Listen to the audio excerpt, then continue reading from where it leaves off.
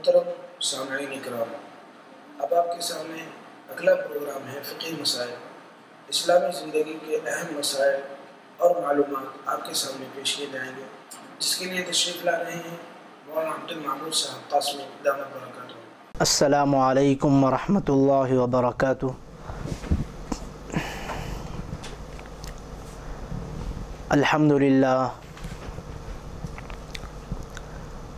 الحمد للہ وکفا وسلام علی عبادہ الذین اصطفیٰ، اما بعد، وقال نبی صلی اللہ علیہ وسلم الحیاء شعبۃ من الایمان، او کما قال علیہ الصلاۃ والسلام۔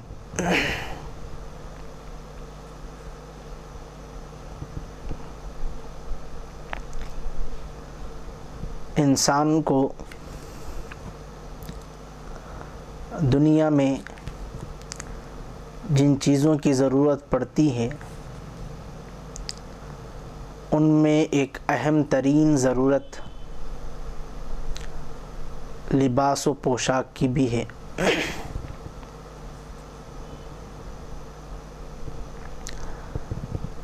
جہاں پر پروردگار عالم نے انسان کو علم سے سرفراز کیا، عقل و دانش سے نوازا، امور میں تدبیر کی صلاحیت عطا فرمائی، وہیں اس کی فطرت اور طبیعت میں حیا کا ایک خاصہ داعیہ رکھا۔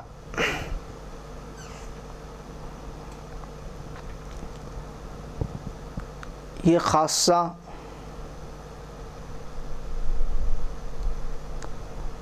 گناہوں سے انسان کو بچا کر اچھائی کی طرف لے جانے والا خاصہ ہے۔ خدا کی نافرمانی اور خدا کے حکم کو ٹالنے سے انسان اس حیا کے خاصے کی وجہ سے بچتا ہے، جس کی وجہ سے انسان بے شرمی اور بے حیائی کی باتیں انجام نہیں دیتا جس وقت اس کے اندر حیا کا خاصہ رہتا ہے۔ جس وقت انسان کے طبیعت سے حیا کا خاصہ مفقود ہو جائیں تو ایسے وقت میں انسان اور حیوان کے درمیان میں امتیاز بہت کم باقی رہ جاتا ہے۔ اسی حیا کی بنیاد پر انسان جسم پوشی کرنے پر مجبور ہوتا ہے۔ قرآن مجید میں اسی کی ترجمانی کی گئی ہے۔ جس وقت میں حضرت آدم اور حضرت حوا علیہم السلام کو اللہ تعالیٰ نے جنت سے نکالنے کا فیصلہ فرمایا تو وہ مضطربانہ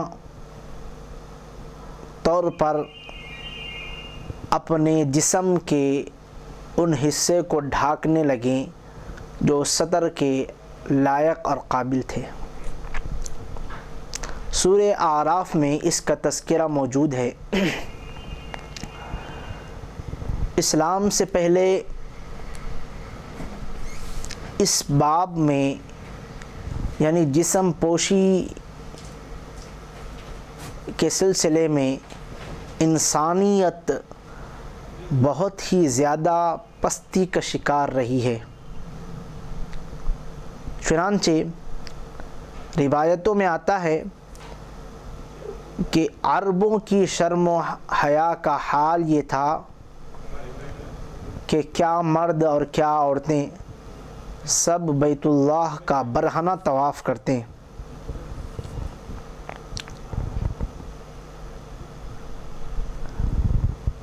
نیز عربوں کا یہ حال بھی تھا، قضائے حاجت کے وقت پوشیدہ جگہ کے انتخاب کو ایک عار کی بات سمجھتے تھے، جیسا کہ قرآن مجید کی ان آیتوں سے اس بات کی وضاحت ہوتی ہے جس میں حضرت موسیٰ علیہ السلام قضائے حاجت کے وقت میں پوشیدہ جگہ کا انتخاب کرتے تھے۔ دوسری طرف رسول اللہ صلی اللہ علیہ وسلم نے جس طرح انسان کو دوسری خوبیوں سے سرفراز کیا اور انسانیت کو انسانیت کا راستہ بتلایا، وہیں پر پروردگار عالم نے اپنے کلام مجید میں اور سرکار دو عالم صلی اللہ علیہ وسلم نے اپنے عمل اور اپنے طریقے سے انسانیت کو حیا اور حیا جیسی اہم صفت سے انسانیت کو بہرور کیا۔ اسی نسبت سے شریعت نے انسانیت کو لباس پہننے کا حکم دیا، اور وہ انسان جس کی فطرت میں حیا کا مادہ ہوتا ہے وہ فطری طور پر جسم پوشی کو اچھا سمجھتا ہے، لیکن موجودہ ایک ماڈرن دور کا سب سے بڑا المیہ یہ ہے کہ یہ جسم پوشی کرنے کے بجائے ستر پوشی کرنے کے بجائے برہنہ رہنے کو ایک اچھا اور جدید فلسفہ سمجھتے ہیں۔ یہ فطرت کے بالکل یا خلاف ہے۔ برہنہ رہنا اور اپنے ستر کے ان حصوں کو نہ چھپانا جس کے نہ چھپانے سے انسان کو فطری طور پر حیا آتی ہے، لیکن یورپی تہذیب اور مغربی تہذیب نے انسانیت کو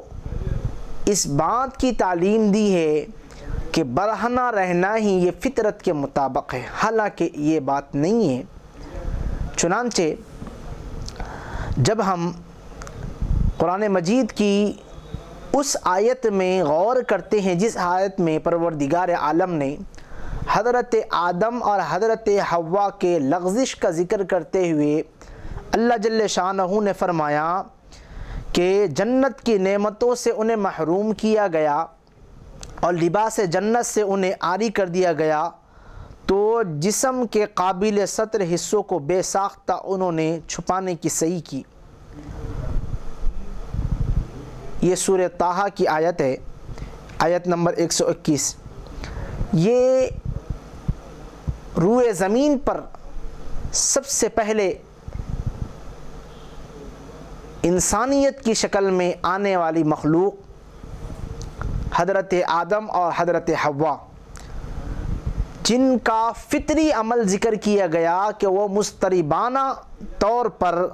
اپنے جسم کے قابل ستر حصے ڈھانکنے لگے۔ چنانچہ انسان اگر غور کرے گا تو اسے یہ بات روز روشن کی طرح معلوم ہو جائے گی کہ انسان جس وقت میں اپنے ماں کے پیٹ میں ہوتا ہے اس وقت میں بھی اس کی جسم پوشی کا پروردگار عالم نے بڑا لحاظ کیا۔ چنانچہ وہ بچہ جو ماں کے پیٹ میں ہوتا ہے، اللہ تعالیٰ فرما رہے ہیں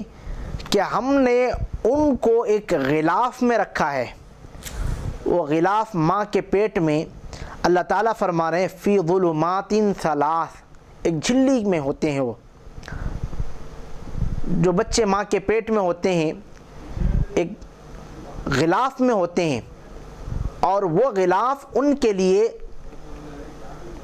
پردے کا کام کرتا ہے، جسم پوشی کا کام کرتا ہے۔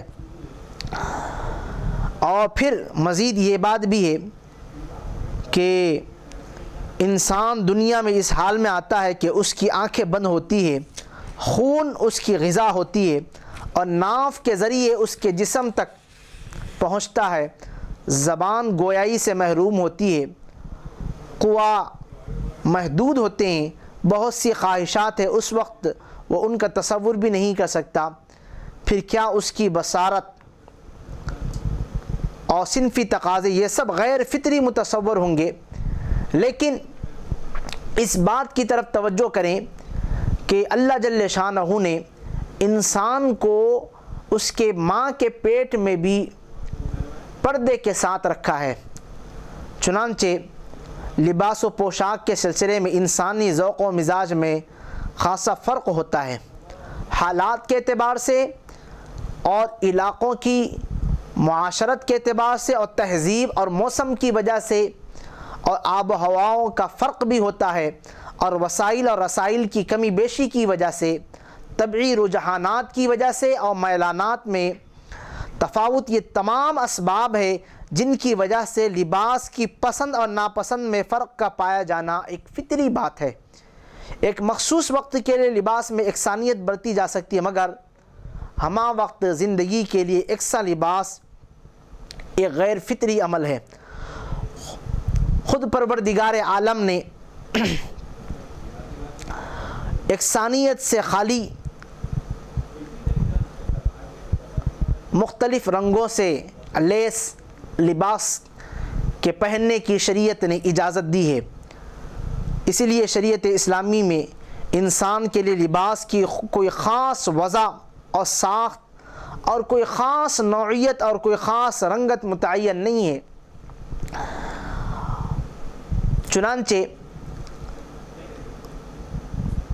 اس کے لیے البتہ خاص طور پر کچھ اصولی باتیں شریعت نے مقرر کر دی ہیں، کچھ خاص حدیں لباس و پوشاک میں شریعت نے متعین کر دی ہیں۔ ان کے اندر، ان اصول کے اندر رہتے ہوئے انسان علاقوں کے اعتبار سے، مزاج و مذاق کے اعتبار سے، حالات کے اعتبار سے اور موسموں کی تبدیلی کے اعتبار سے اپنے لباس میں تبدیلی کر سکتا ہے، شریعت نے اس کی اجازت دی ہے۔ البتہ ان اصول میں پہلا اصول یہ ہے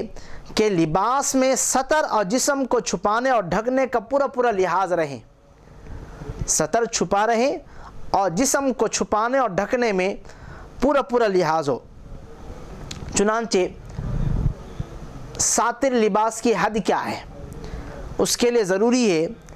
کہ ایک نظر ستر و حجاب کے احکام پر بھی ڈال لی جائیں، تاکہ یہ بات سمجھ میں آ جائیں کہ انسان کے جسم میں وہ کون سے اعضاء ہیں جن کا چھپانا ستر میں داخل ہے اور وہ ستر کے حصوں میں شامل ہے۔ اس سلسلے میں اصول یہ ہے کہ شوہر کے سامنے بھی جسم کے کسی حصے کا بھی ستر واجب نہیں ہے۔ ہاں البتہ یہ ضرور ہے کہ بلا ضرورت جسم کے قابل حیا حصے کو شوہر کے سامنے بھی کھولنا مناسب نہیں ہے۔ ایک دوسرا درجہ ہے محرم رشتہ داروں کا، ان کے سامنے قرآن مجید نے مواضع زینت کو کھولنے کی اجازت دی ہے۔ عورت کے لیے حکم یہ دیا گیا کہ وہ مواضع زینت کو کھول سکتی ہے محرم رشتہ داروں کی موجودگی میں۔ مواضع زینت سے مراد سر ہے، چہرہ ہے، سینہ ہے، پنڈلی ہے، گردن ہے، ہاتھ، پاؤں، بازو اور بال ہے،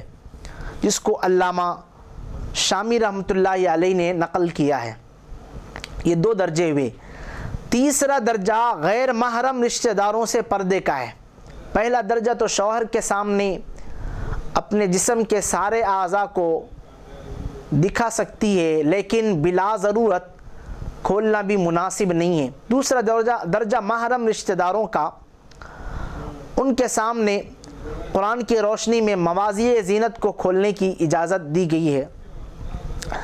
تیسرا درجہ غیر محرم رشتہ داروں سے پردہ کرنے کا ہے۔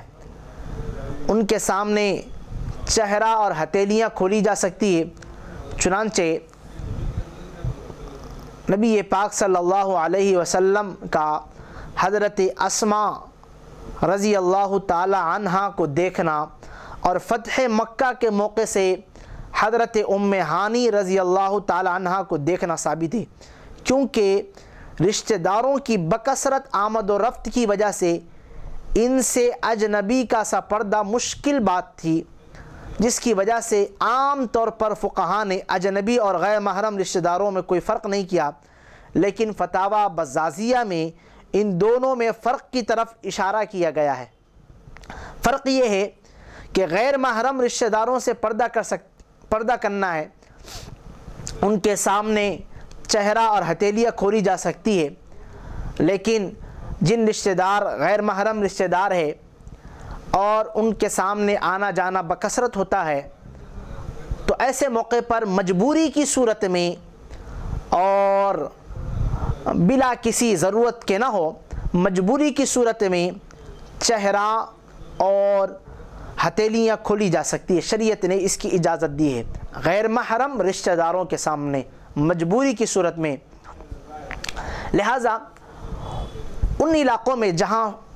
مشترکہ فیملی نظام کا دور چل رہا ہے، آپس میں سارے فیملیاں مشترکہ طور پر رہتے ہیں، وہاں پر بسا اوقات مکمل طریقے پر چہرہ اور ہتھیلیوں کا ڈھکنا بہت زیادہ مشکل ہوتا ہے۔ کبھی کبھی خال ایسی کوئی سخت ضرورت پیش آ جائیں جہاں چہرہ اور ہتھیلی بلا کسی وجہ کے نہ ہو، کوئی ضرورت کی بنیاد پہ اتفاقاً ایسی کوئی صورت پیش آ جائیں جس سے غیر محرم رشتہ دار اس کے اوپر نظر ڈالتا ہے، تو شریعت نے محدود طریقے پر اس کی اجازت دی ہے۔ اس مسئلے کو عام انداز پہ نہ رکھیں، ورنہ تو بہت زیادہ فتنہ پھیل جائے گا۔ یہ تو تیسرا درجہ تھا۔ چوتھا درجہ اجنبی لوگوں سے پردے کا ہے۔ اس میں اختلاف ہے۔ عام فقہاء کے نزدیک اجنبی کے سامنے بلا ضرورت چہرہ اور ہاتھوں کا کھولنا بھی جائز نہیں ہے اجنبی کے سامنے، البتہ احناف کے یہاں جائز ہے۔ علامہ سرخسی اور کاسانی اور جساس رحمہم اللہ کے نزدیک انہوں نے تفصیل سے دلائل پیش کی ہے، لیکن یہ اس وقت ہے جب کہ شہوت اور فتنے کا اندیشہ نہ ہو کہ اجنبی لوگوں سے پردہ کرنا ہی بہت زیادہ مناسب اس اعتبار سے ہیں کہ موجودہ دور میں فتنہ اتنا زیادہ پھیل چکا ہے کہ اگر ان سے پردہ نہ کیا جائے تو فتنہ برپا ہونے کا قوی اندیشہ ہے۔ لہٰذا علامہ سرخسی اور کاسانی اور جساس رحمہم اللہ نے یہی بات ذکر کی ہے کہ اگر فتنہ نہ ہو اور اسی طریقے پہ شہوت اور فی زمانہ جو صورتحال ہے وہ صورتحال نہ ہو، تو احناف نے اجنبی مرد کے سامنے بھی چہرہ اور ہاتھوں کا کھولنا جائز قرار دیا ہے، لیکن ان قیودات کے ساتھ۔ لیکن موجودہ دور میں ان قیودات پر اترنا بڑا مشکل کام ہے، عام طور پہ یہ ہو نہیں سکتا ہے، جس کی وجہ سے بعد کے متأخرین فقہاء کرام نے اس بات پر فتویٰ دیا ہے کہ اجنبی لوگوں کے سامنے اب چہرہ کھولنا اور اسی طریقے پر ہتھیلیاں کھلے رکھنا یہ بھی درست نہیں ہے، اس سے بھی احتیاط برتنا چاہیے۔ چنانچہ علامہ حسکفی رحمۃ اللہ علیہ کا بیان ہے کہ اگر شہوت کا خوف یا شک ہو تو عورت کے چہرے کو دیکھنا ممنوع ہے، لہٰذا عورت کو دیکھنے کی حلت شہوت نہ پائے جانے کی صورت کے ساتھ مقید ہے، ورنہ تو حرام ہے۔ لیکن یہ صورتحال اس قید کے ساتھ عام طور پہ بڑی ہی کم ملتی ہے، کمیاب ہے، لہٰذا احتیاط ہی مناسب ہے، ورنہ تو اس اجازت کے ساتھ لوگ حرام میں مبتلا ہو جائیں گے۔ قرآن مجید میں اللہ تعالیٰ نے ارشاد فرمایا کہ وہ اپنے اوپر چادریں ڈال لیا کریں۔ حضرت ام سلمہ انصاری خواتین نے ایسے سیاہ کپڑے پہن لیے گویا ان کے سروں پر کوے ہوں، اس لیے کہ جلباب ایسے کپڑے کو کہتے ہیں جو پورے جسم کو ڈھانک دے۔ قرآن مجید کی اس آیت کی روشنی میں عورتوں کے لباس کے یہ احکام متعین ہوئے کہ جب وہ گھر سے باہر نکلے تو ایسا کپڑا پہنے جو پورے جسم کو ڈھانک دے اور بلا ضرورت چہرہ اور ہاتھ بھی کھلا نہ رکھیں۔ ایسے گھر میں رہیں جہاں غیر محرموں کی آمد و رفت نہ ہو، تو وہاں لباس ایسا ہو کہ صرف چہرہ اور ہاتھ کھلا رکھیں۔ محرم رشتہ داروں ہی کے درمیان رہنا ہو تو ستر کے جو احکام اوپر ہم نے آپ کی خدمت میں پیش کی ہیں اس میں وسعت ہے، مگر ظاہر ہے کہ اگر لباس کی ایسی مستقل وضع نہیں ہے جس میں جسم کے بعض ایسے حصے کھلے ہوں جو محرم کے سامنے ہی کھولے جا سکتے ہیں تو احتیاط مشکل ہوگی۔ مثلا کپڑے کی وضع ہی ایسی ہے کہ بازو اور کھلے ہوئے ہو تو قوی امکان ہے کہ کبھی غیر محرموں کا سامنا بھی ہو جائے، لہٰذا اپنے گھر میں رہتے ہیں جہاں محرم رشتہ دار ہے وہاں پر بھی احتیاط اسی میں ہے کہ ایسی بناوٹ والا لباس خواتین استعمال نہ کریں جس سے اپنے بازو نظر آ رہے ہیں، یا اسی طریقے پر جب گھر سے باہر نکلے تو خواتین اس شکل میں نکلیں کہ جس کی وجہ سے ان کی ساخت نظر آ رہی ہے اور ان کے سطر کے اعضاء کھلے ہوئے جو سطر کے قابل اعضاء ہے وہ بالکلیہ طور پہ نمایاں نظر آ رہے ہیں، تو ایسی صورت میں شریعت نے بہت سخت وارننگ دی ہے۔ انشاءاللہ تعالی ہم اس کی تفصیل اگلے پروگرام میں پیش کریں گے، لیکن اس بات کا ضرور لحاظ رکھیں کہ بہتر عورت کے لیے یہی ہے کہ وہ ایسا لباس پہنے جس کی وجہ سے اس کے جسم کا سارا حصہ ڈھکا رہے سوائے چہرہ اور ہتھیلی اور قدموں کے، اس لیے کہ گھر کے اندر کسی بھی وقت میں غیر محرم رشتہ دار آ سکتے ہیں جن کے سامنے سطر کے قابل اعضاء کو چھپانا اسی وقت ممکن نہیں ہو سکتا، لہٰذا ان محرم رشتہ داروں کے سامنے بھی ایسے لباس پہنے جو لباس احتیاط کے مناسب ہے۔ ہاں ان گھروں میں جہاں پر کوئی غیر محرم رشتہ دار نہیں آ سکتا ہے تو پھر ہم نے جو تفصیل آپ کی خدمت میں پیش کی اس انداز سے عورت اپنا لباس پہن سکتی ہے، جیسا کہ اپنے سر کو کھلا رکھنا ہے، یہ مواضع زینت میں ہاتھوں کو کھلا رکھنا ہے، سینے کو کھلا رکھنا ہے، یہ مواضع زینت میں سے یہ محرم رشتہ داروں کے سامنے خاتون کھلا رکھ سکتی ہے۔ محرم رشتہ داروں سے مراد باپ ہے، بیٹا ہے، اسی طریقے پہ اپنا بھائی ہے۔ محترم ناظرین، مردوں کے لیے اللہ تعالیٰ نے جو سطر متعین فرمایا ہے وہ گھٹنوں تک کا حصہ قابل سطر ہے، یعنی ناف سے گھٹنوں تک کا حصہ قابل سطر میں۔ علماء کرام نے فرمایا ناف سطر میں داخل نہیں ہے، البتہ گھٹنا سطر میں داخل ہے۔ مردوں کے لیے اس بات کا ضروری لحاظ ہے وہ یہ ہے کہ ناف سے لے کر گھٹنے تک کا حصہ ڈھکا رہیں، یہ سطر میں داخل ہے۔ اگر بندہ کسی وجہ سے یا کسی مجبوری کی صورت میں ان کو ظاہر کرتا ہے تو اس کے احکامات الگ ہے، جیسے کہ علاج کی صورت میں یا کوئی اور مواقع پر، ورنہ تو بہت سارے لوگ اپنے گھٹنے کو بھی کھلا رکھتے ہیں حالانکہ یہ سطر میں داخل ہے۔ محترم ناظرین، لباس اور پوشاک کے سلسلے میں انشاءاللہ تعالی اگلی تفصیل اگلے پروگرام میں ہم پیش کریں گے، آپ شامل رہیے۔ دعا کرے اللہ جل شانہ کہی ہوئی باتوں پر سب کو عمل کی توفیق عطا فرمائیں، آمین۔ وآخر دعوانا ان الحمدللہ رب العالمین۔